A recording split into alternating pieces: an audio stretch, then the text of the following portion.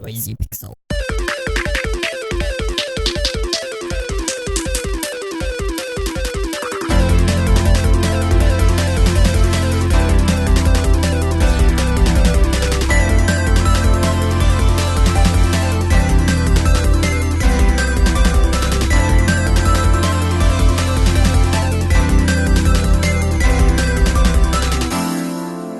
What's up, nerds? Welcome to the Noisy Pixel Podcast, the official podcast of noisypixel.net, where you can find gaming news, reviews, previews, and all that gaming goodness.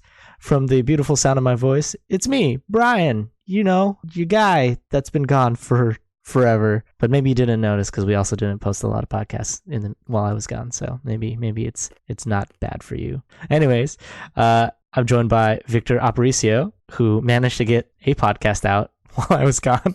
Good job, Victor. I'm eating chocolate right now. Maybe you should eat less chocolates and do me a solid and get podcasts out. Oh shit! Oh, okay. Brian, it's so good to hear your voice again. Thank you. It's good to hear my voice as well. As people who listen to the last podcast will know, I talked so much for the both of us that I actually lost my breath. I'm so proud of you. I had to stop podcasting to like breathe. It was like the most like fat moment I ever had in my life. That's great. That's when your life took a turn. You're like, ah, shoot, New Year's resolution. Got to go to the gym. Can't even podcast because I'm so out of breath. Now I'm eating chocolate, so I'm just making everything better. Yeah. That's great. So, Victor, what have I missed? Fill me in on the latest in what's in your gaming life. Oh, awesome. Let's see. So I've played Death Stranding because Sony doesn't recognize the greatness that is the noisypixel.net. So I had a barbarian. I had to buy my own copy when it came out. No, I'm kidding.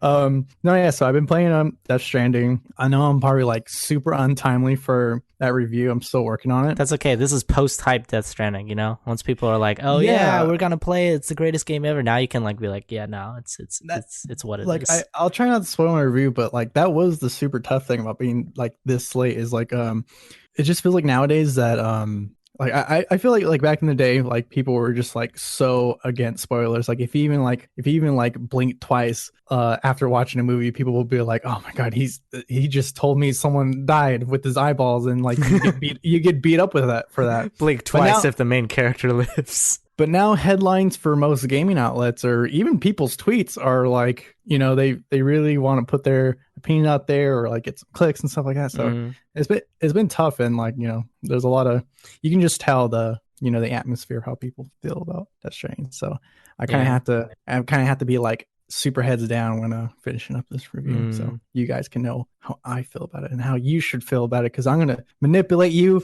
into biases. I mean, no, that's not the point of my review. So anyways, cool. But yeah, it's been good. It's been good. So currently where you're at with the game, would you say it's worth checking out for its price point?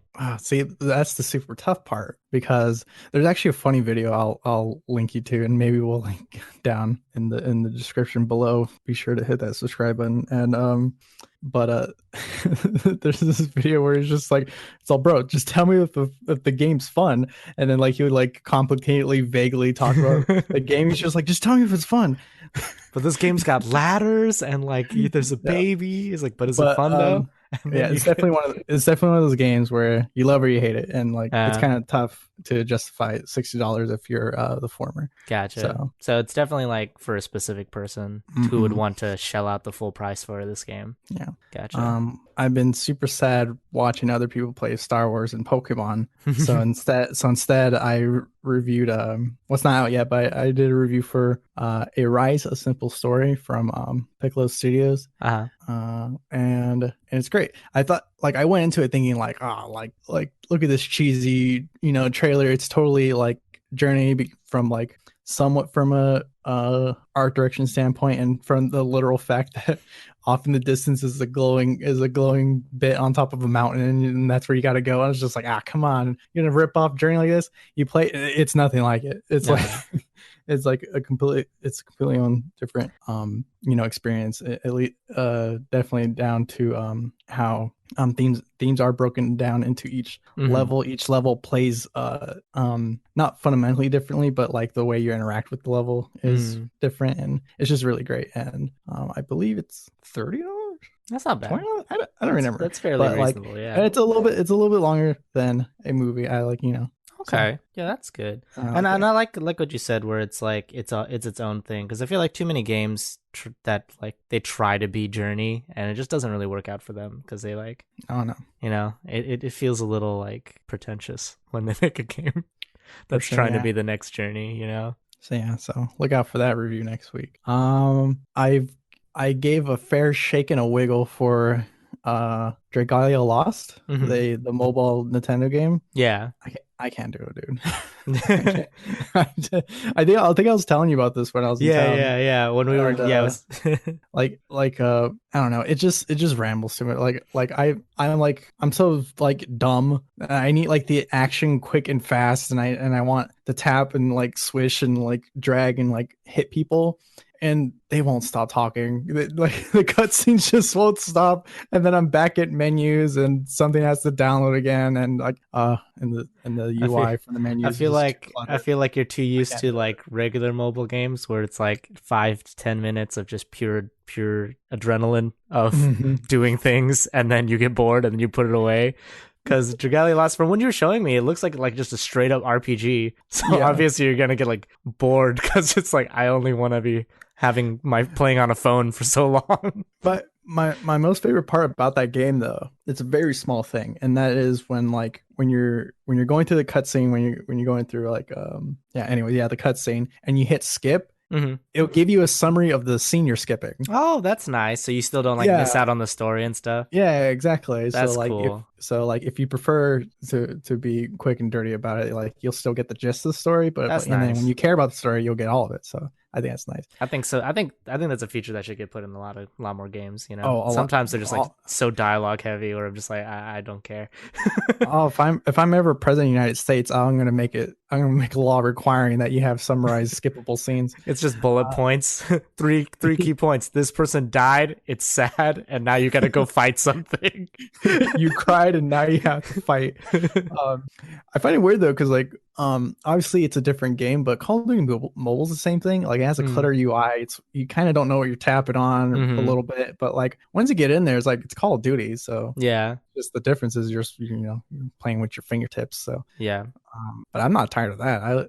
I'm not playing it as much, but like every once in a while when I have yeah. some time or I want to procrastinate for at least a few minutes, like I'll Hmm. pop that on. It's pretty nice. I think that's the problem with like mobile games is that like you only have so much screen real estate. So Oh, I your hate it. UI, even if you're trying to like, I don't think anybody's figured out a good UI for mobile games that are like, No. if it's like a in-depth video game, like a full-fledged game, the UI like it still feels like it gets clunky and in the way on mobile games just because you're taking up a lot of the screen because your screen is also your controller, so your big fat ass thumbs are on it as well. So there's only so much you can like do on one tiny screen to play a video game.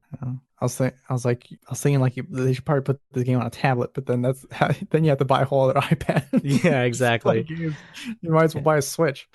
But Yeah, anyways, I think that's what's one of the most like off because every time like I play a mobile game, it always just feels like I'm playing a giant ad because there's always so much UI that I'm scared of clicking stuff because it's like a pop up that I'm avoiding.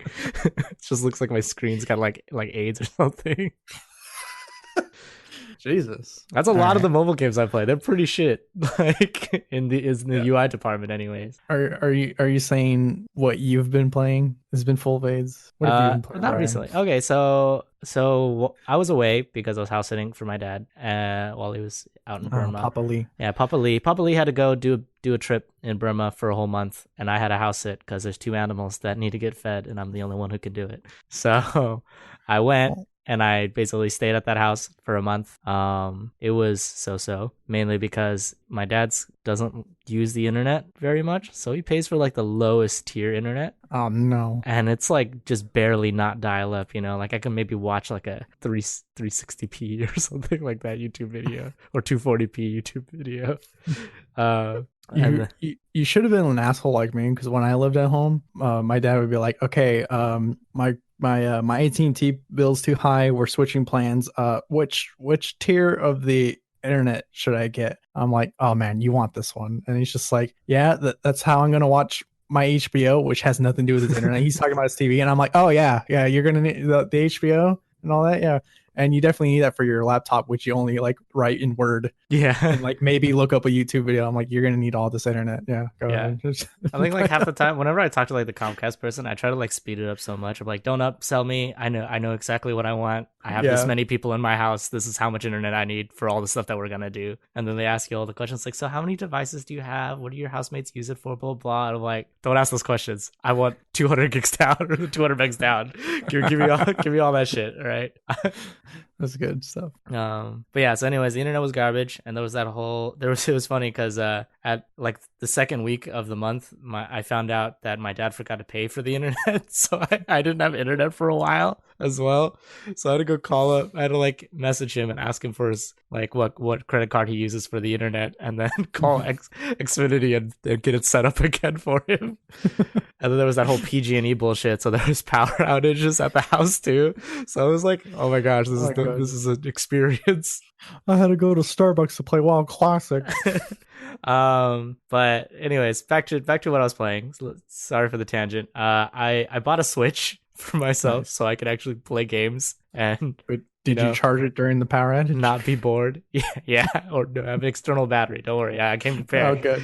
Right. So yeah, I bought that, and then I bought Pokemon Shield. So I've been playing a lot of that. All my housemates got Pokemon, so we've been playing it together, which has been a good time. And I've been really liking it. I know a lot of like hardcore Pokemon people are like, Pokemon Sword and Shield is shit. It's like baby Pokemon, blah blah blah. They got rid of so much stuff. I can't believe Ekans isn't in it or something, But wait, hold on. Ekans isn't in it? No, they replaced it with some other. I can't do this. Some other snake Pokemon. But when I was playing it, I was like, I was really surprised because I skipped a couple gens when I was playing Pokemon since like the last time I played Pokemon. So there's still like a good amount of Pokemon in this game to the point where I'm like, yeah, if they put every single Pokemon in this game, I wouldn't get anything done. Like, I've played the game, and there's like the wild area where you can go around hunting Pokemon. It's kind of like a safari zone almost. Like there's just a bunch of like different terrains with different weather, and you just run around catching Pokemon, and you could literally do that like all day.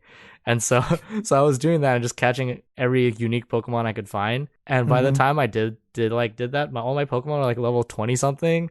And then I went to the first gym and I was just like, oh shit, I'm like, you guys have like really tiny puny baby Pokemon. Only one shot. Let me just go through this. And I just one shot all the gyms, and then I go to the next area to catch more Pokemon, dick around until my Pokemon are like 10 levels ahead of the next gym, and I keep going that way.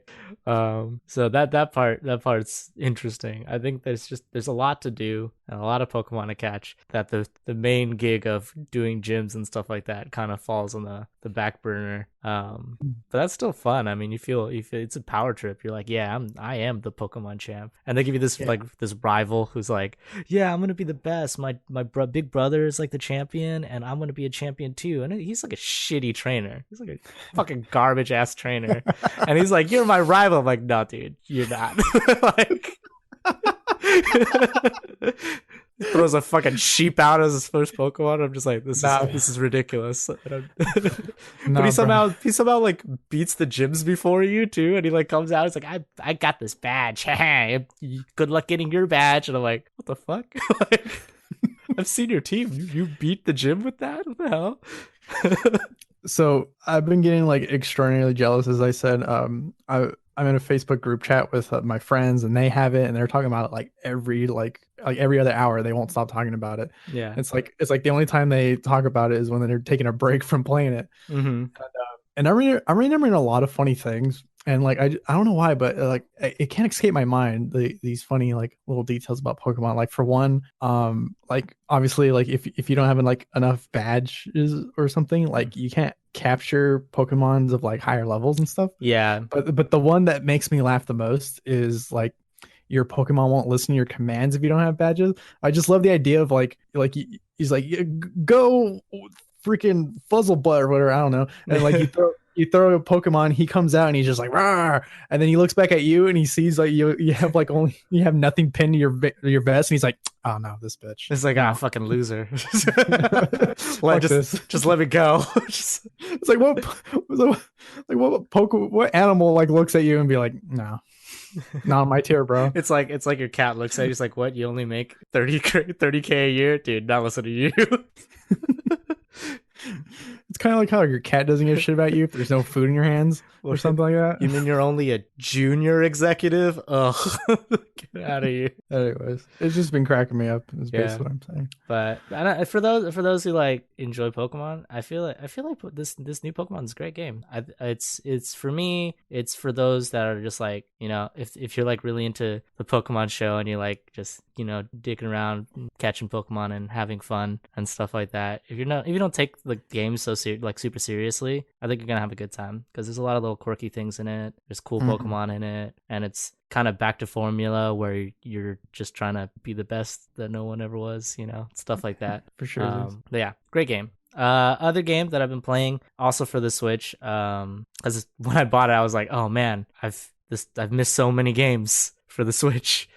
And so I just like Googled like best Switch games or like hidden eShop gems and stuff like that. So one that I played was called Tangled Tower. It's kind of like a point and click detective game with it's a really nice art style with a lot of quirky characters and a pretty good mystery story. So you play as these two detectives and you show up to this like mysterious mansion where someone got murdered midway through painting a portrait, and then you spend the whole game like interviewing all the people who live in the house. There's like 3 different families that live in the house or something like that, and then you like gather clues in like a sort of I Spy situation where you kind of like click around the background and stuff for things that might be interesting, and then they might be clues, and there's like puzzles and stuff you can solve for more clues. But the main part, like the puzzles are pretty fun. They're not too complicated, and the game is not like hard by any means. It's very like linear and straightforward for the most part, but the story is good, and I just think the whole aesthetic of it is really nice. The music is good. It's just a nice whimsical experience.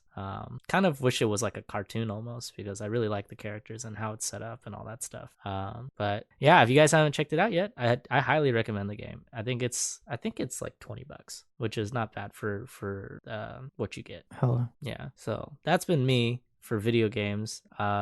Basically the only 2 things that I've been playing. Oh no, not true. I've also bought River City Girls, because another types of games that I like is beat 'em up games. And let me tell you, if you're a fan of beat 'em up games like me, if you like Turtles in Time and Simpsons Arcade, Streets of Rage, and all those other good ones, you're definitely gonna want to pick up River City Girls. It is probably the most competent beat 'em up game I've played, because you get 2 characters.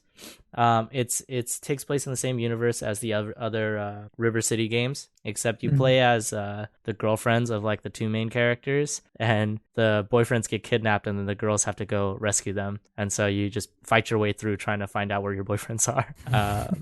But yeah, it's got a really good soundtrack. The voice acting is quirky.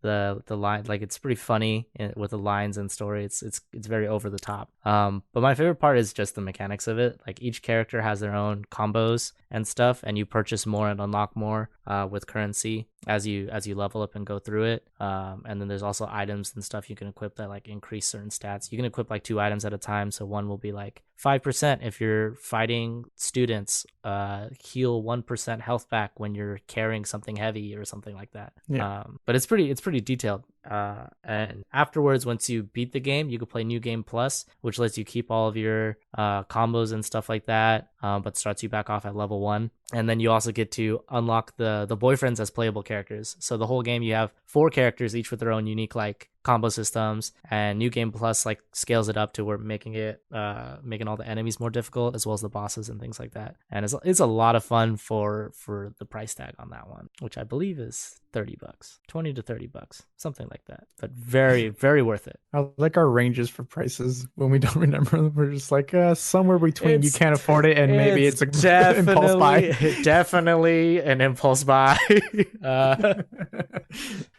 But yeah, definitely recommend that game for people to check out if they haven't already. I feel like I'm so behind. There's so many Switch games and so little time, but I think I'm very happy with my purchase. I'm very happy with it. I kind of regret not getting in on this sooner. I'm sort of voluntarily and involuntarily behind because I have a Switch and I never buy anything for it. And that's not a lack of hating the Switch. Every time I play the Switch, I'm like, this is the most magical device I ever held in my entire hands. And then as soon as I let go of it, I'm like, where am I? What happened? I'm going to turn on the PlayStation 4. Yeah, definitely. And I think the problem was like when the Switch first came out, I was like, there just wasn't enough games for it. Where I was like, it doesn't appeal to me. I was like, I don't even know what I'm going to play on this besides Zelda and Smash. What about? But now there's like a lot of games on the Switch that I'm very excited to check out, and a lot of them are indie games too, because I think the Switch as an indie platform is doing really well. You didn't get Dragon Ball Z Fighters. No, I have that on PS4. I'm not going to rebuy it again. That's the other problem is like there's games I'm like, man, this game would be really fun to take on the go on the Switch, but I already own it in multiple capacities, so I don't want to shell out more money for it.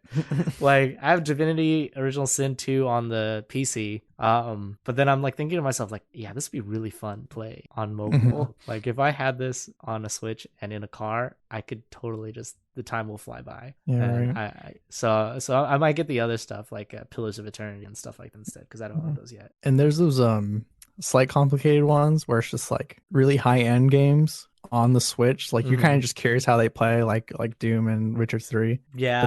But then you're just like, well, I saw it way prettier on another console. Exactly. It's those like the big AAA titles. I'm like, I'm hesitant. I'm hesitant. Like I could be playing this in 2K on my PC, or I can have it run shitty in my hands.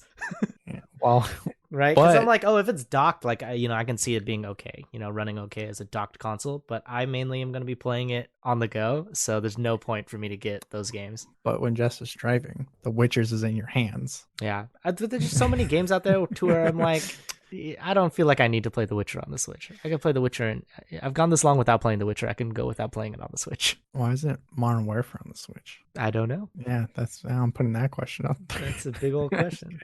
Okay. Why is maybe they just were like, nah, it's not worth it.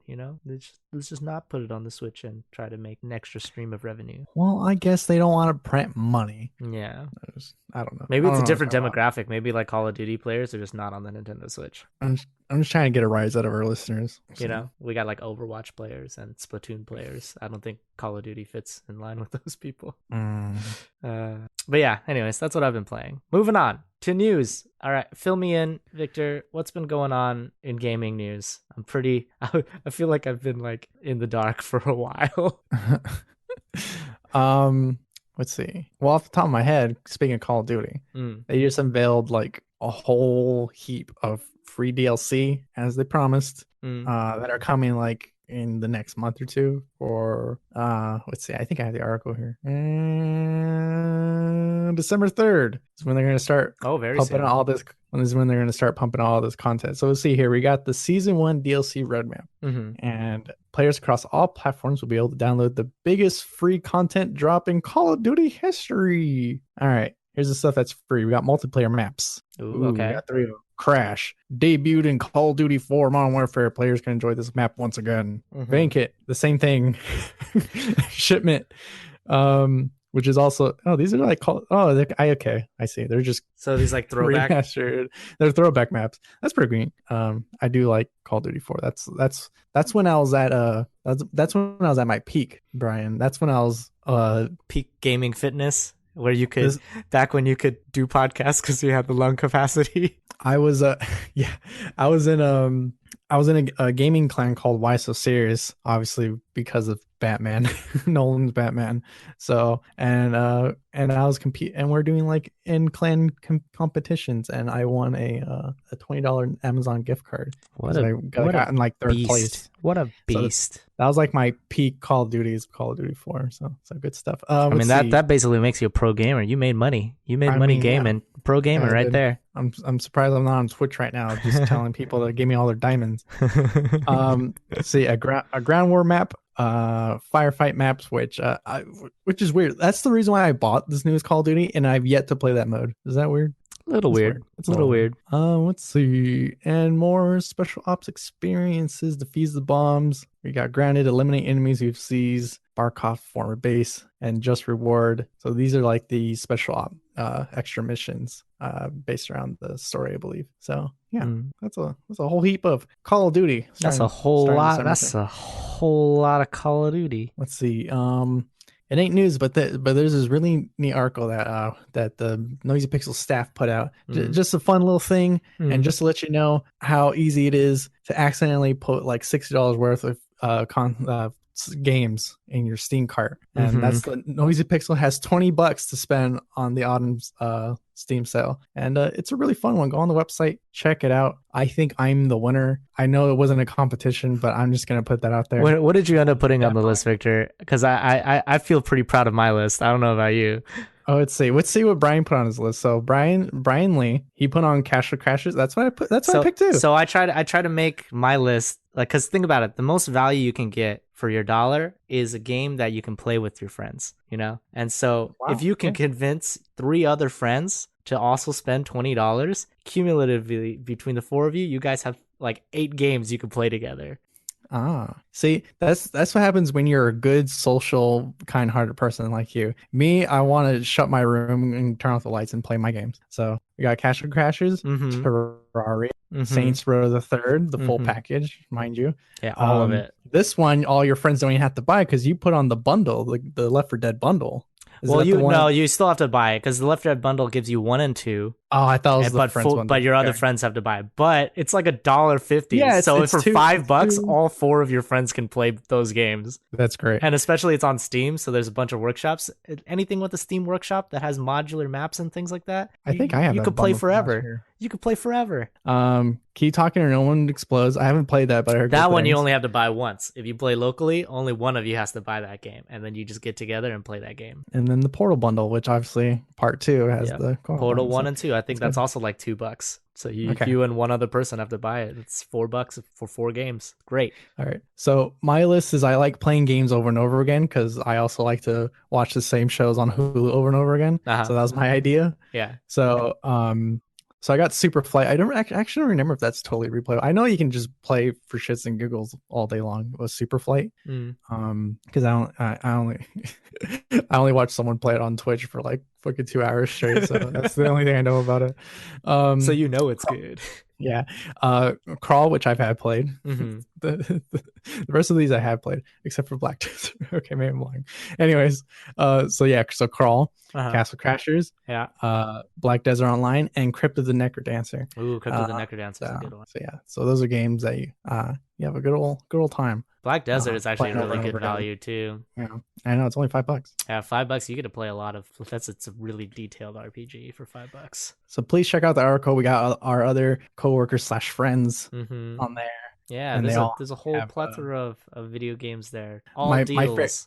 My favorite is our boy Jacob Kavanagh because he had to do his in Australian dollars, which is like so he got the short end of the stick.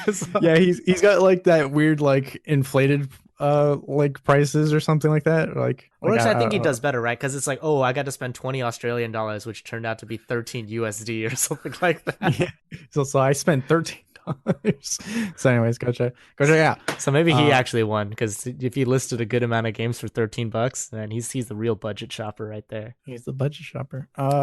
Let's see here. I don't know. There's a lot of good stuff.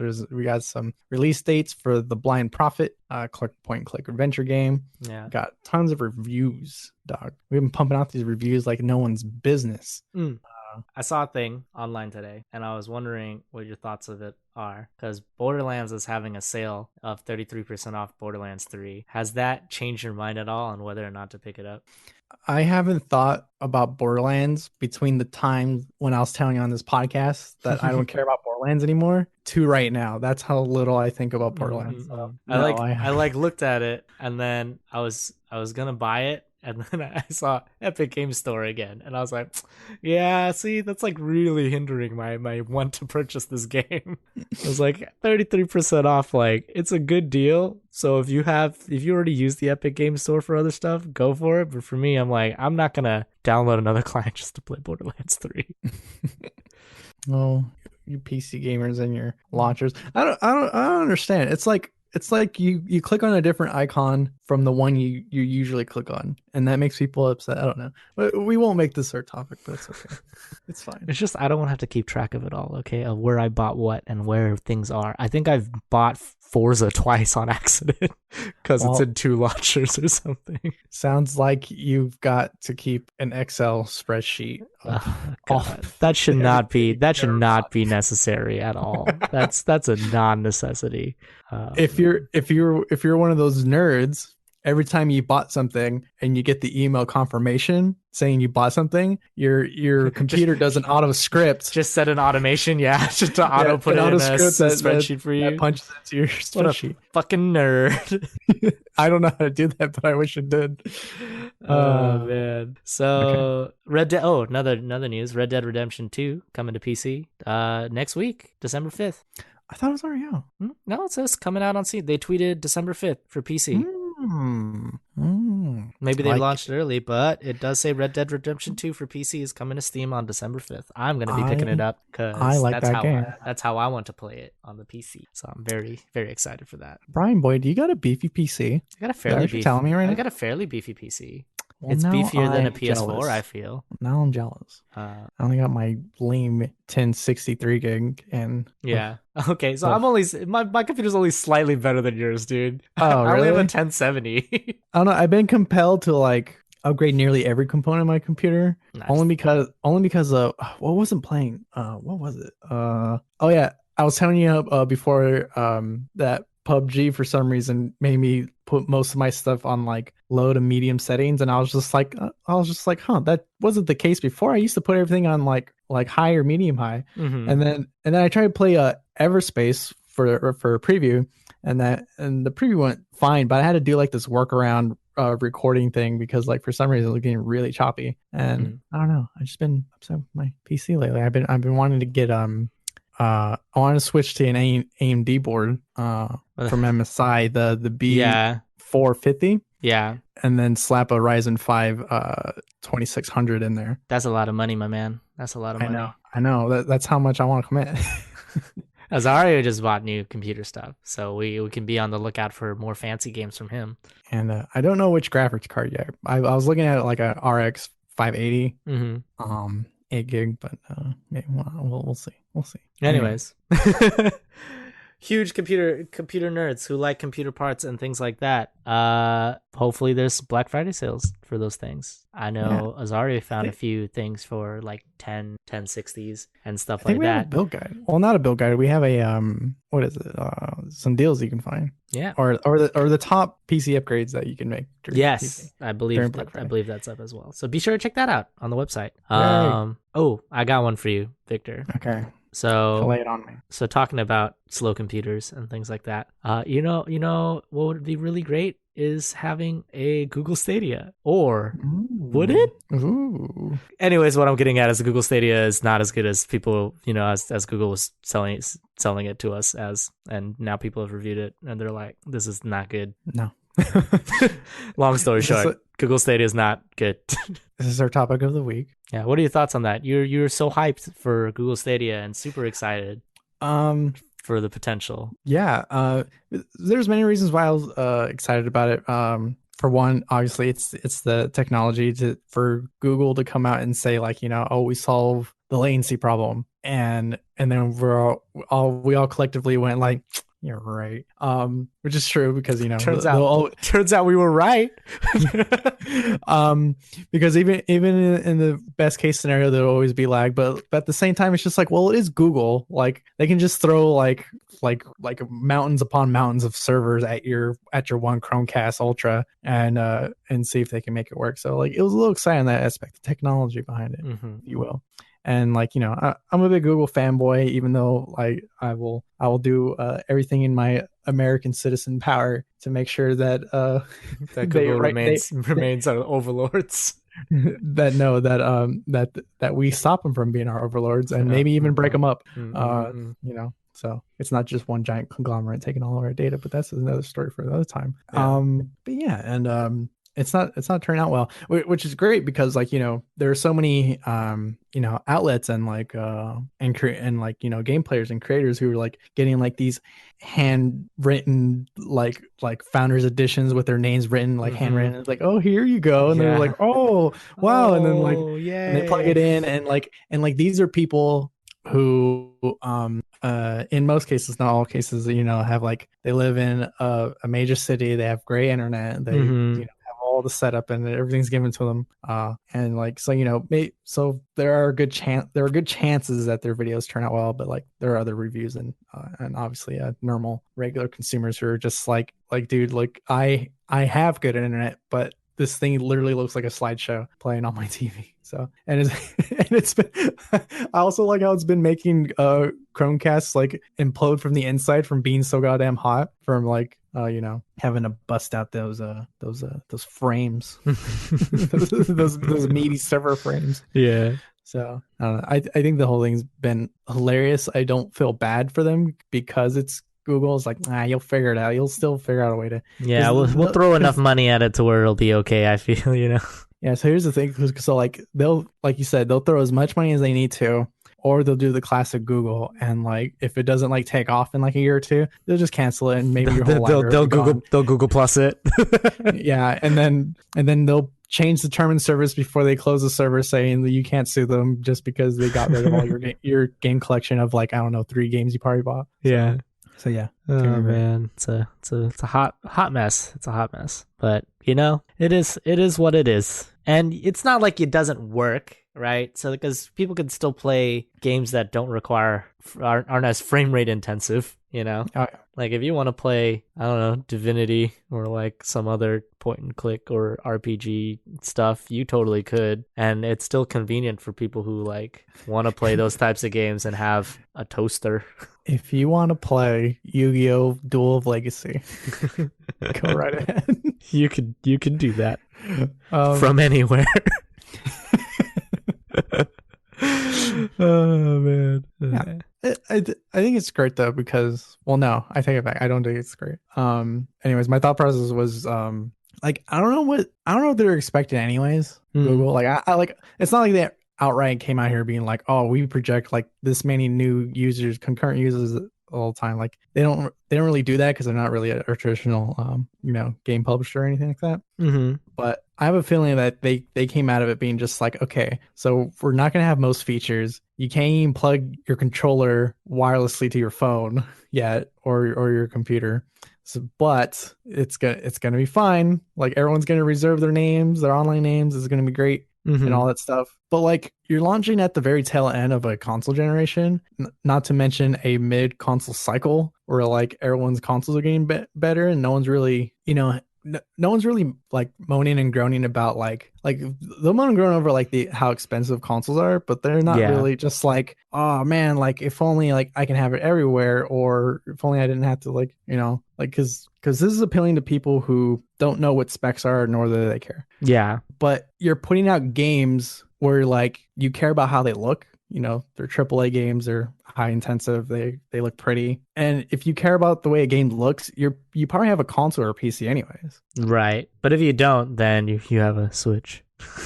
Right. So the only thing that the Stadia appeals to now are people who have always been interested in games, maybe because of like they watch Ninja, but they don't have a console of their own, or they have a Switch.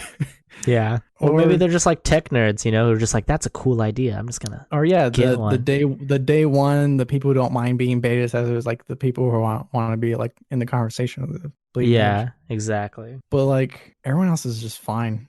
Like same thing with the too many launchers on PC. You're just like you don't want another avenue to buy the same games you can already have access to. Yeah, I think people were just hoping that like for Google Stadia to be that one-stop shop for gaming with its potential to be on any device and doing gaming whenever, wherever, and it just didn't deliver. Yeah, like they really should have just waited because when we go into the next cycle, when we go into PS5 and Xbox 2 or whatever it's going to be called, then they couldn't really poise themselves at being like, all of our main features are ready. You're not going to drop $500 or whatever the next consoles are going to cost. Yeah. And these are the same game. But instead they're just like, we got to put this thing out now because we already put like almost $1 billion into it or Yeah, whatever exactly. however they spent. Yeah, but it's also But Google. It's not like they're like strapped for cash, you know? Like they could have just waited. but that would have been the ultimate disruptor, right? Yeah. Because you're just like, yeah, I'm gonna lose like my friends list and the investment I put into PS4 now that things are backwards compatible again. Mm-hmm. Or that's the hope. That's what we last heard. Mm-hmm. Or, F that, my kid's only like, 10 years old. He doesn't know the difference. I'm gonna give him Stadia because that's only gonna cost me like $120. Yeah.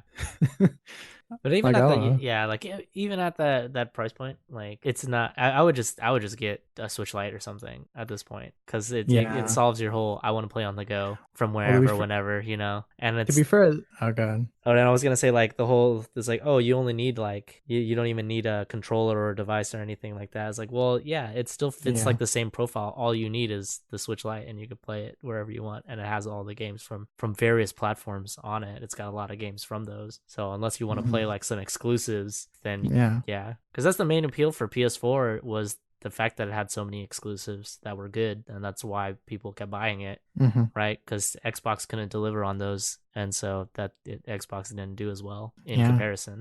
And now they're all suited up. They threw so much money at these new developers. Xbox did, Mm-hmm. so like it's gonna get more intense. And Stadia won't have those exclusives. I believe they have just one right now. But like if you just wanna play the same game everyone else playing, especially with the future of cross-platform, Yeah, like the barrier to entry to play games with your friends who have consoles but you can't really afford one. yeah, Like you can just play Destiny 2.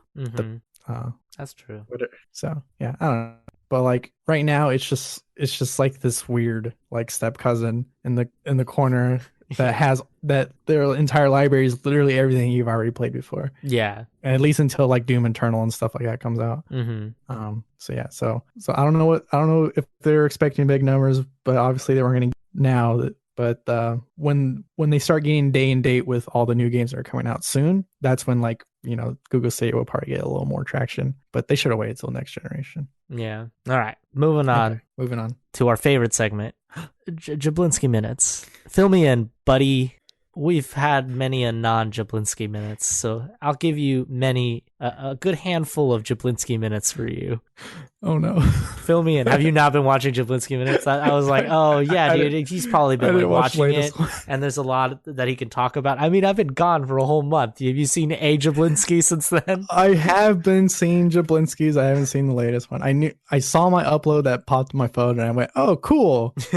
But I believe there's one that came out 2 days ago. And all I remember is that the thumbnail had some fire in it. So Jack Black plays with some fire. So yeah. All right. Disappointing. Sorry. So disappointing. You know what? Where's your segment? Why do I always gotta come up with all the segments? You don't have to come up with all the segments, but this one is particularly your segment, and I would expect you to own it. I mean, I don't know. You can listen to me drink rum, but that's not good audio.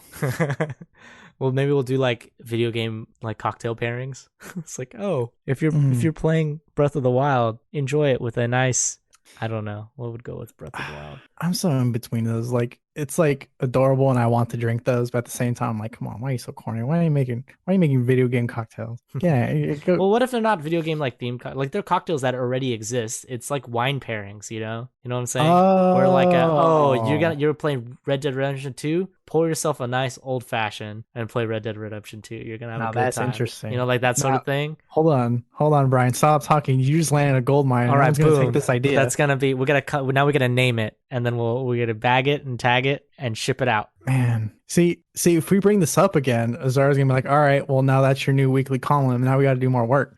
That's true. And you know what? So we'll sweep it on the rug. Mark, don't tell anybody. cut this bit out. No, I'm just kidding. That is cool. A good weekly column, we'll shop that idea, and maybe we'll start putting that in the podcast moving forward. I think that'd be fun because you and I like to drink, and we're into that stuff. That's even better. And you and I are into video games. So maybe we'll just have a segment where we play games and we pair them with alcohol. It's gonna be great.